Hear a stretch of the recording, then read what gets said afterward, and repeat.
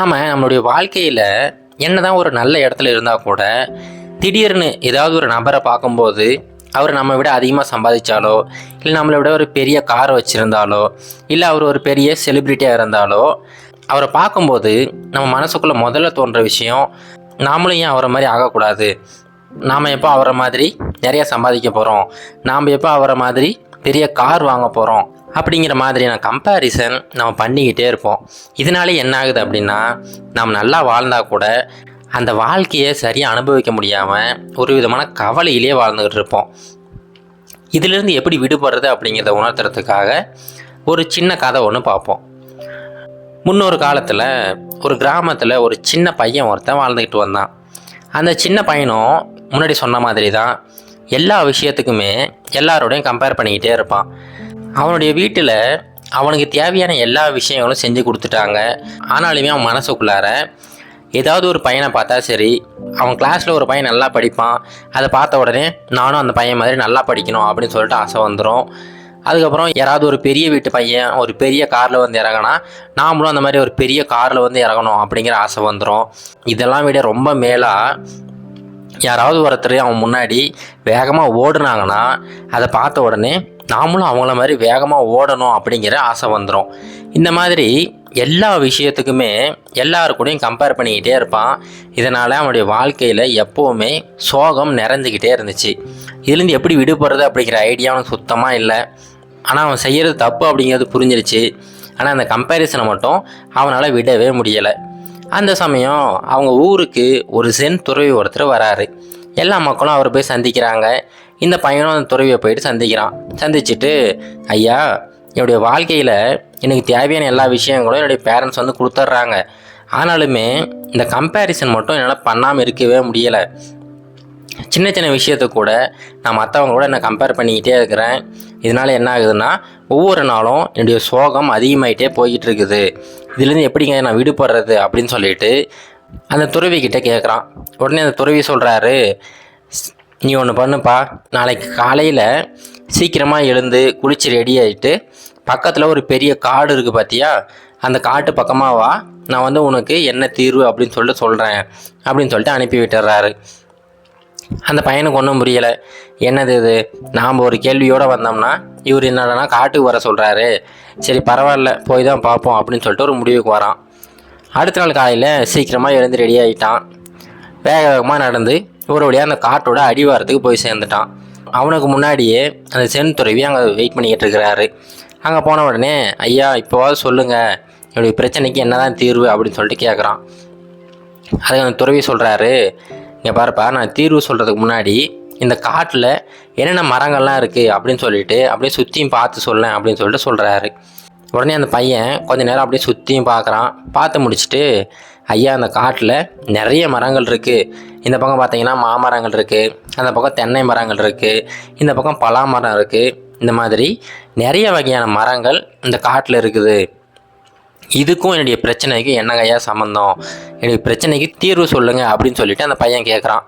அதுக்கு அந்த துறவி சொல்கிறாரு, அது ஒன்றும் இல்லைப்பா, இப்போ நீ சொன்ன பார்த்தியா அந்த மாமரம், தென்னை மரம், அப்புறம் பலாமரம், இந்த மாதிரி நிறைய மரங்கள் இருக்குதுன்னு சொன்ன பார்த்தியா, அதெல்லாம் சரிதான். இப்போ என்னென்னா, ஒவ்வொரு மரமும் ரொம்ப தனித்துவமான மரங்கள். ஒரு மாமரம் எடுத்துக்கிட்டிங்கன்னா அந்த மாமரம் இனிப்பான பழங்களை கொடுக்கும். அதே மாதிரி ஒரு தென்னை மரம் எடுத்துக்கிட்டிங்கன்னா அந்த தென்னை மரம் நமக்கு இளநீரை கொடுக்கும், அதே மாதிரி நமக்கு தேங்காயை கொடுக்கும்.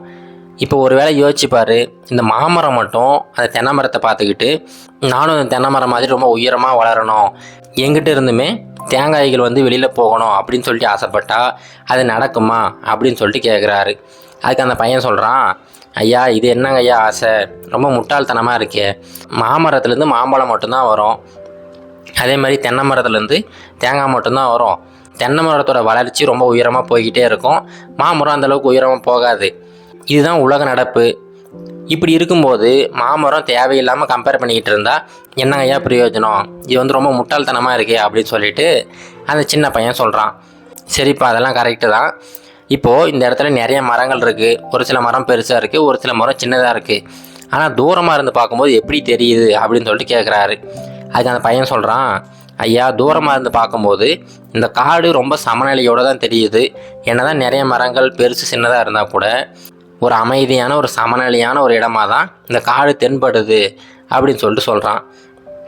இதை கேட்டு முடிச்சுட்டு அந்த துறவி சொல்கிறாரு, இது போல தான்ப்பா இந்த உலகத்தில் இருக்கிற ஒவ்வொரு மனிதர்களும் ரொம்ப தனித்துவமான மனிதர்கள் தான். அவங்க இந்த மாமரம் மாதிரியும் தென்னை மரம் மாதிரியும் ஒவ்வொருத்தருக்குள்ளாரையுமே தனித்தனியான குணாதிசயங்கள் கொண்டிருப்பாங்க. அவங்க ஒவ்வொருத்தரும் மாற்றி மாற்றி கம்பேர் பண்ணிக்கிட்டு இருந்தாங்கன்னா எந்த பிரயோஜனமே கிடையாது. இந்த காடு எப்படி தூரமாக இருந்து பார்க்கும்போது சமநிலையோடு இருக்கோ அது மாதிரி தான் இந்த உலகமுமே என்ன தான் வெவ்வேறு விதமான மனிதர்கள் இருந்தால் கூட இந்த உலகம் அப்படிங்கிறது எல்லாரோடையும் சேர்த்து ஒரு சமநிலையோடு தான் இருக்கும் அப்படின்னு சொல்லிட்டு சொல்கிறாரு. அப்படிங்களாயா, நீங்கள் சொன்னது ஏதோ கொஞ்சம் புரிஞ்ச மாதிரி இருக்குது அப்படின்னு சொல்லிட்டு அந்த சின்ன பையன் சொல்லிக்கிட்டு இருக்கான். இப்போ உடனே அந்த துறவி சொல்கிறாரு, சரிப்பா சரி வாப்பா உனக்கு வேற ஒரு விதமாக சொல்லி கொடுக்குறேன் அப்படின்னு சொல்லிட்டு பக்கத்தில் இருக்கிற ஒரு குளத்துக்கு கூட்டிகிட்டு போகிறாரு. அங்கே போய் பார்த்தீங்கன்னா நிறைய மீன்கள் அந்த குளத்தில் நீந்திக்கிட்டு இருக்குதுங்க. அந்த குளத்துக்கு மேலே பார்த்தீங்கன்னா நிறைய பறவைகள் பறந்துக்கிட்டு இருக்குதுங்க. இப்போ அந்த துறவி சொல்கிறாரு, இங்கே பாருப்பா, இப்போ அந்த கீழே இருக்குது பார்த்தியா அந்த மீன்களெல்லாம், இப்போ அந்த மீன்களெல்லாம் இந்த பறவையை பார்த்துக்கிட்டு நானும் அந்த பறவை மாதிரி பறக்கணும் அப்படின்னு ஆசைப்பட்டா அது சாத்தியமாகுமா அப்படின்னு சொல்லிட்டு கேட்குறாரு. அதுக்கு அந்த பையன் சொல்கிறான், இல்லைங்க ஐயா, அது எப்படி சாத்தியமாகும்? அந்த மீன் அப்படிங்கிறது தண்ணியில் வாழ்கிறதுக்காக உருவாக்கப்பட்டிருக்கு, பறவை அப்படிங்கிறது பறக்கிறதுக்காக உருவாக்கப்பட்டிருக்கு. இது மாற்றி மாற்றி ஆசைப்பட்டுக்கிட்டு இருந்தால் எந்த பிரயோஜனமுமே இல்லை அப்படின்னு சொல்லிட்டு அந்த பையன் சொல்கிறான். உடனே அந்த துறவி சொல்கிறாரு, அது போல தான்ப்பா நீயுமே மற்றவங்களோட வாழ்க்கையை வாழணும் அப்படின்னு சொல்லிட்டு ஆசைப்பட்டுக்கிட்டு இருந்தீங்கன்னா கடைசி வரைக்கும் அது நிராசையாக தான் போய்கிட்டு இருக்கும். உன்னுடைய வாழ்க்கையில் எப்படி நீ முன்னுக்கு வரலாம் அப்படிங்கிறத யோசிச்சின்னா கண்டிப்பாக நீ ஒரு பெரிய மனிதராக உருவெடுக்கலாம் அப்படின்னு சொல்லிட்டு சொல்கிறாரு.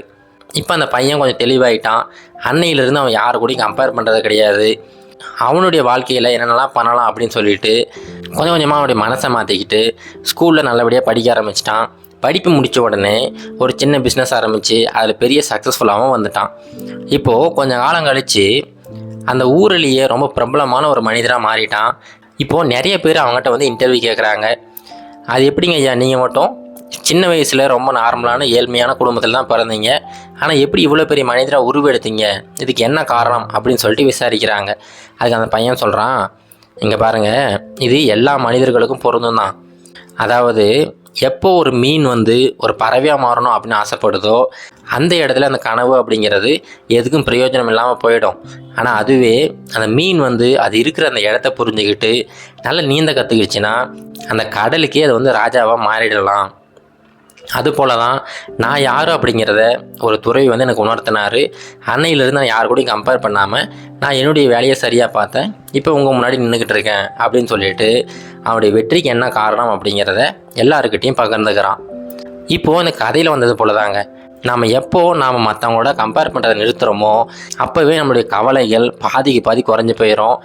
நல்லா யோசிச்சு பாருங்கள், நீங்கள் எப்போல்லாம் கவலையாக இருக்கீங்களோ, எப்போல்லாம் ரொம்ப டவுனாக இருக்கீங்களோ, கண்டிப்பாக அந்த சமயத்தில் நீங்கள் உங்களை யாரு கூடயாவது கம்பேர் பண்ணிக்கிட்டு இருப்பீங்க. அதனால் இதுக்கப்புறம் கம்பேரிசனை விட்டுருங்க. உங்களுடைய வாழ்க்கை என்ன அப்படிங்கிறத சரியாக புரிஞ்சுக்கிட்டு அதை சரியாக வாழ ஆரம்பிச்சிங்கன்னா கண்டிப்பாக எல்லாருமே ஒரு பெரிய வெற்றியாளராக மாறலாம். இது கரேஜ் டு ஆக்ட் மோட்டிவேஷன் கதைகள்.